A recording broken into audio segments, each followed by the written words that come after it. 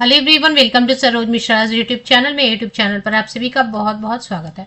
Superintendent post की detail cover करेंगे और परमानेंट पोस्ट है, बहुत अच्छी वैकेंसीज आई हुई है सुपरिंटेंडेंट।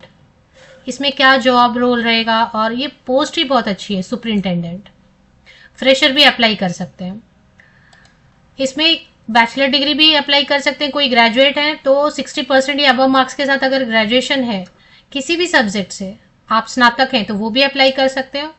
और होता है ना कि ग्रेजुएशन में आपको 60% नहीं आया या 60% या अधिक अंक नहीं आए तो आप मास्टर डिग्री हैं तो मास्टर डिग्री के बेसिस पे भी आप अप्लाई कर सकते हैं।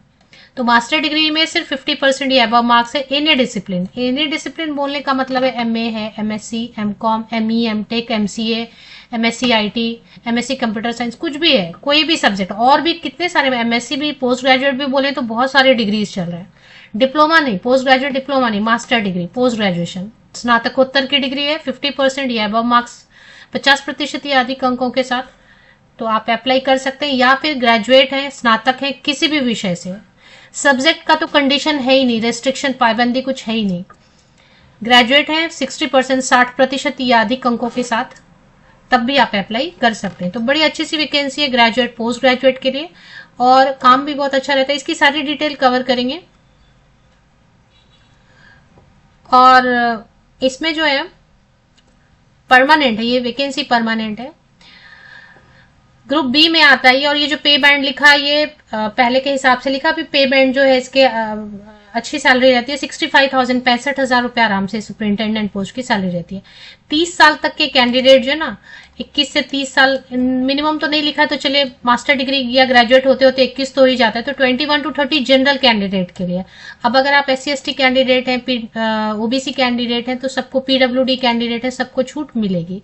तो नोटिफिकेशन जो रिलीज हुई है वो तो उसमें बहुत सारे पोस्ट हैं, उनके लिए मैं एक और अलग से वीडियो बना दूंगी, लेकिन सुपरिंटेंडेंट पोस्ट के लिए मैंने अलग से एक वीडियो बना दी। तो doctor NIT, actually national institute of technology Jalandhar, national institute, जितने भी NITs हैं, अगर NITs में आप देखेंगे, विकीपीडिया पे जाके देखेंगे तो ministry of education, government of India endowment है। तो शिक्षा मंत्रालय भारत सरकार के कंट्रोल में है। ये नेशनल इंपॉर्टेंस की इंस्टीट्यूट है। और जैसे IIT में अगर परमानेंट जॉब है तो वो गवर्नमेंट जॉब की तरह है, इसी तरह NIT में अगर परमानेंट जॉब है तो वो गवर्नमेंट जॉब की तरह, सरकारी नौकरी की तरह ही है। तो नॉन फैकल्टी पोजीशन जालंधर से आया हुआ है। अब जालंधर से जो नोटिफिकेशन NIT से रिलीज हुई है, इसमें बहुत सारे पोस्ट है। इसके लिए मैं अलग से वीडियो बनाऊंगी। इसमें 12th पास के लिए, 12वीं पास के लिए, ग्रेजुएट के लिए, जैसे स्टेनोग्राफर है, इसके अलावा इंजीनियर्स के लिए भी है, जूनियर असिस्टेंट है, 12th पास के लिए भी है। तो ये मैं अलग वीडियो बना दूंगी। बट इसमें जो सीरियल नंबर 5 पे जो है ना, सुपरिंटेंडेंट, 35,400 की बेसिक पे है, 35,400 की बेसिक पे 65,000 आराम से बनेगा, उससे भी ज्यादा। क्योंकि देखिए अभी 55% तो आपका DA ही लगभग चल रहा है, 55% या उसके अराउंड। तो 35,400 का 50% भी आप जोड़ेंगे तो ऐसे ही आपको 17,000, 18,000 इधर ही हो गया, बढ़ गया, प्लस हो गया, ठीक है। इसके बाद आप, मैं सिर्फ सैलरी फिलहाल बता रही हूँ, 35,400 प्लस 18,000 भी, अब 19,000 भी करेंगे, क्योंकि 90, ये तो आपका DA महंगाई भत्ता हो गया। उसके बाद फिर आपको HRA भी मिलना बाकी है, HRA आपको मिलेगा। फिर अभी आपको इसके अलावा प्रोविडेंट फंड 2 मिलेंगे, PF1, PF2, दो मिलते हैं। अगर जिनको पता है वो उनको ठीक है, जिनको नहीं पता उनको बताती हूँ। एक एम्प्लॉय प्रोविडेंट फंड करके मिलता है और एक एम्प्लॉयर प्रोविडेंट फंड। फिर जो है आपको ट्रांसपोर्ट अलावेंस मिलेगा, फिर आपको एक मेडिकल अलावेंस मिलेगा। तो इसलिए मैं मिला जुला मेडिकल अलावेंस। इसके बाद जैसे 5 साल कंप्लीट हो जाते तो ग्रेचुटी मिलनी शुरू हो जाती है, लाइफ टाइम ग्रेचुटी, एक और चीज जुड़ जाती है। जिनको नहीं पता उनको बता रही, जिनको मालूम है उनके लिए ठीक है। तो ये सैलरी 65,000 या उससे ज्यादा क्रॉस सैलरी बनेगी। नंबर ऑफ वैकेंसीज 8 है। अब स्नातकोत्तर की डिग्री लेके कोई जॉब मिलती नहीं है जल्दी, टीचिंग में जाना चाहते हैं तो नहीं है अभी जॉब अपॉर्चुनिटी, तो ठीक है ना, ये आप इसमें अप्लाई करें। 5 अनरिजर्व में है, 2 जो है फिर कैटेगरी में, जिस कैटेगरी में सीट नहीं वो भी 5 में इस सीट में अनरिजर्व में अप्लाई करेंगे। तो जालंधर से वैकेंसीज है। तो अब मैंने इसके ऑफिशियल वेबसाइट के लिए विकीपीडिया की लिंक ली है, तो वो ऑथेंटिक भी है। जालंधर पंजाब में तो ये बताने की जरूरत नहीं, फिर भी चलिए। Ministry of education, government of India के अंतर्गत आता है। और एफिलिएशन भी मिनिस्ट्री ऑफ एजुकेशन, शिक्षा मंत्रालय के अंतर्गत ही है। एनआईटीएंस का नाम भी बहुत होता है। चलिए अभी देख लेते हैं कि इसमें जो है ना, इसकी वेबसाइट पे पहुंचने के लिए मैंने एनआईटी जालंधर विकिपीडिया किया, और विकिपीडिया में जो लिंक आया उससे मैंने ऑफिशियल वेबसाइट लोकेट किया। ऑफिशियल वेबसाइट पे ये जो मैं उसके और भी डिटेल कवर करके देती हूँ, उसके बाद आपको बता देती हूँ एडवर्टीजमेंट कहाँ पे है। तो ये तो पहले मैंने आपको बता दिया कि इसके लिए अभी जो है नोटिफिकेशन रिलीज हुई है, अलग अलग पोस्ट है, बट सीरियल नंबर 5 पे आप फोकस करेंगे जिसपे सुपरिंटेंडेंट की पोस्ट है, और पोस्ट कोड आपको ध्यान में रखना है। इसमें एक जो गलत चीज, मुझे गड़बड़ चीज लग रही है ना, कि फीस बहुत ज्यादा मांग रहे हैं। अच्छा, पहले इसकी फीस तो देखेंगे ही, एज तो मैंने आपको बताया। इसकी जो एनआईटी का एक रूल बुक बना के रख दिया उन्होंने पहले से ही कि ये पोस्ट है तो ये क्वालिफिकेशन है, तो वो रूल बुक में चेक करेंगे कि स्टेनोग्राफर के लिए और परीक्षा का क्या मोड रहेगा, सिलेक्शन का क्या मोड रहेगा। जैसे कुछ पोस्ट है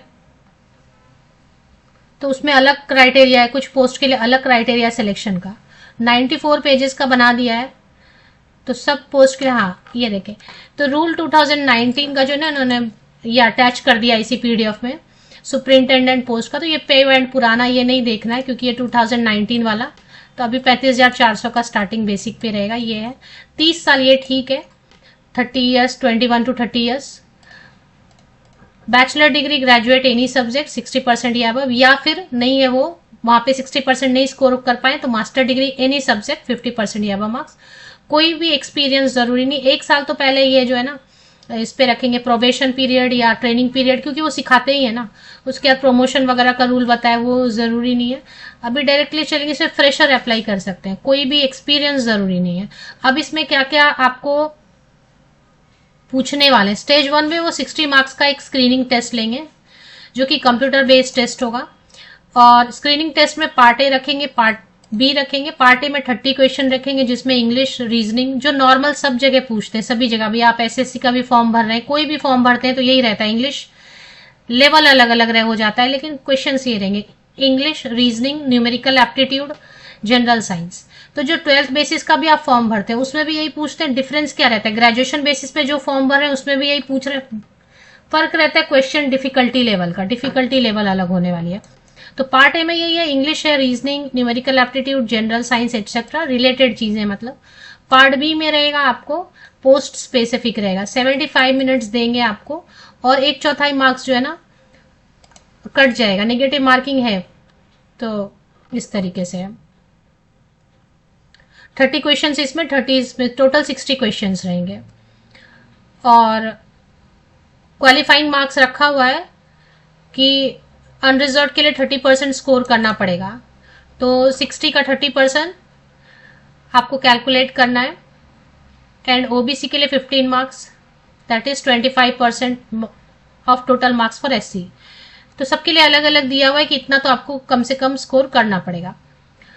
इसके बाद फिर स्क्रीनिंग टेस्ट के बाद स्टेज 2 रखा है स्किल टेस्ट। थोड़ा सा कंप्यूटर वगैरह आपको आ रहा है कि नहीं वो देख रहे हैं। ये वर्ड, क्योंकि अभी सारा काम तो डॉक्यूमेंट्स वगैरह सारा ऑनलाइन हो गया। आप सुपरिंटेंडेंट की पोस्ट है तो आपको सब पता होना चाहिए कौन सा डॉक्यूमेंट कहाँ पे। फाइल तो अब वो फाइल सिस्टम है बट ऑफलाइन, बट आपको ऑनलाइन सब मेंटेन किया हुआ होना चाहिए और आपको सब पता होना चाहिए। तो आप खुद देखना जानेंगे तभी तो चेक करेंगे क्या चीज कहाँ पे डॉक्यूमेंट है ऑनलाइन। तो वर्ड प्रोसेसिंग, स्प्रेडशीट, ये सब आप सीख सकते हैं। वैसे भी एक 10 दिन का कोर्स किया तो आप सीख जाएंगे। इसमें भी क्वालिफाइंग रखा हुआ है, 30% टोटल मार्क्स का लाना पड़ेगा। इसके बाद ये लेंगे स्टेज 3, जिसमें स्टेज 3 में फिर से कंप्यूटर बेस्ड टेस्ट रहेगा। 60 क्वेश्चंस रहेंगे इसमें, नेगेटिव मार्किंग इसमें भी रहेगा। इसमें भी क्वालिफाइंग मार्क्स रखा है, और सिर्फ जो है ना स्टेज 3 का मार्क्स ही जो है वो फाइनल मेरिट लिस्ट के लिए कैलकुलेट करेंगे। तो स्टेज 1 स्टेज 2 को बस ऐसे ही रखा है क्वालिफाई करने के लिए, शॉर्टलिस्ट करने के लिए। स्टेज 3 जो आखिरी है ना उसका ही मार्क्स से आपका मेरिट लिस्ट बन जाएगा। और इसमें क्या पूछेंगे, इसमें सिलेबस पूरा डिटेल दे दिया है। स्टेज 1 का क्या क्या पूछने वाले हैं, जनरल इंग्लिश में, न्यूमेरिकल एप्टीट्यूड, यहाँ से आप देख सकते हैं। पेज नंबर एक्चुअली 40 से शुरू हो जाता है, उसके पहले से ही शुरू हो जाता है सुपरिंटेंडेंट पोस्ट का। तो पेज नंबर 38 पे आपको टोटल 94 पेजेस है ना, उसमें पेज नंबर 38 से सुपरिंटेंडेंट पोस्ट का कुछ कुछ आपको मेन चीजें देख लेनी है। और यहाँ पे लिखा है ना कि एज रिलैक्सेबल है 5 साल तक government of India departmental candidate के लिए। SC/ST कैंडिडेट के लिए भी होगा रिलैक्सेशन, क्योंकि इन्होंने 94 पेजेस डाल दिए अलग अलग सबका, तो सबके डिटेल सिलेबस दे दिए। इसके ठीक नीचे आप चेक करते जाएं तो सब दे दिया है। स्टेज 1 में तो आपको बता ही दिया थोड़ा सा। स्टेज और क्वेश्चंस तो आपको हिंदी इंग्लिश दोनों में रहेंगे। जो भी पंजाब में रहते एग्जाम्स होते हैं, या यूपी में, बिहार में, झारखंड में, इन सब में, सभी छत्तीसगढ़ में, इन सब में क्या रहता है, सब हिंदी में भी क्वेश्चंस रहते हैं, आप पढ़ के आंसर कर सकते हैं, इंग्लिश में भी रह सकते हैं। तो पार्ट बी में जो है ना, ये क्या क्या पूछ रहे हैं देखें। टीए का रूल आपको पता होना चाहिए। जो अभी मैं बता रही थी कि HRA इतना मिलता है, DA इतना मिलता है, ट्रैवलिंग अलाउंस वही लिखा है TA DA। तो ये आपका क्या रूल चल रहा है फिलहाल, कितना परसेंटेज देते हैं। LTC मिलता है, जो सरकारी नौकरी में होते हैं उनको LTC बेनिफिट मिलता है। CCC लीव्स मिलते हैं, CCS मतलब। तो वो क्या रूल है, फिर कंडक्ट क्या है, LTC रूल क्या है, rule regulation central government employees के क्या है। तो सारे रूल्स आपको ना बेसिक वो सब ऐसे भी आप पढ़ेंगे, कोई किताब लेंगे तो आपको, गूगल भी कर लेंगे तो आपको सब चीजें पता है। नोट्स बना लीजिए उसका। RTI क्या होता है, बहुत लोग जब आप गवर्नमेंट जॉब में है ना, तो बहुत लोग ऐसे फाइल करते रहते हैं केस, RTI के अंदर ये बताओ, RTI के अंदर वो बताओ। तो आपको पता होना चाहिए RTI क्या है, उसमें क्या करना पड़ता है। Procurement of goods and services, तो सुपरिंटेंडेंट है तो उसको हर चीज की इंफॉर्मेशन होनी चाहिए। तो गुड्स एंड सर्विसेज का, प्रोक्योरमेंट का भी इंफॉर्मेशन, ऑफिस प्रोसीजर क्या होता है। तो ये ही है, इसमें पूरा अच्छे से बताया हुआ है इन्होंने, ये पढ़ना है आपको। फीस मैं आपको बता देती हूँ। फीस जो है ना ज्यादा ले रहे हैं, मुझे तो बहुत ज्यादा लग रही है। अभी आपको जो भी, आप में से जो भी कंफर्टेबल है, अप्लाई करने के लिए तो कोई रेस्ट्रिक्शन नहीं है, कहीं से भी अप्लाई कर सकते हैं। आपको पोस्टिंग तो NIT जालंधर में ही मिलेगी पंजाब में, और अगर एग्जाम के लिए आप बोलेंगे तो मोस्टली वही पंजाब जालंधर के आसपास ही एग्जाम का सेंटर भी बनाएंगे। तो फीस बहुत ज्यादा ले रहे हैं। Unreserved OBC non creamy layer EWS के लिए 1500, SC/ST PWD फीमेल जितने भी कैटेगरी के कैंडिडेट्स हैं, किसी भी कैटेगरी की महिला अभ्यर्थी हैं, उनके लिए 1000 रुपीज। तो फीस बहुत ज्यादा है। तो मैंने आपको बताया कुछ नहीं, आपको टाइप करना है गूगल पे जाके NIT जालंधर विकिपीडिया पे आपको लिंक मिलता है वेबसाइट, आप nitj.ac.in इस पे चले आना है। इसी ऑफिशियल वेबसाइट पे न्यूज में आपको, यहाँ पे न्यूज आप देख पा रहे हैं, यहाँ पे न्यूज देख पा रहे हैं, इसी के नीचे थोड़ा सा आपको व्यू ऑल पे क्लिक कर देना है। व्यू ऑल पे आप क्लिक करेंगे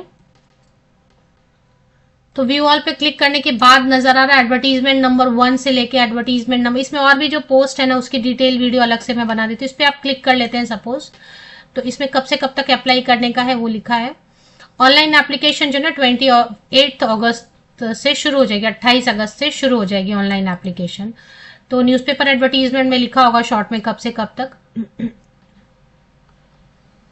28 अगस्त से शुरू होगी, 27 सितंबर तक आप कर सकते हैं। 28 अगस्त से लेके कल आपको यहाँ पे ऑनलाइन एप्लीकेशन पोर्टल यहीं पे नजर आ जाएगा, यहाँ पे पोर्टल आ जाएगा कल। तो आप कल इसी पेज पे आके जो अप्लाई करना चाहेंगे वो अप्लाई कर सकते हैं। जॉब तो अच्छी है, बाकी जितनी वैकेंसीज उसके लिए एक सेपरेट वीडियो में बना दूंगी शॉर्टली जल्दी ही।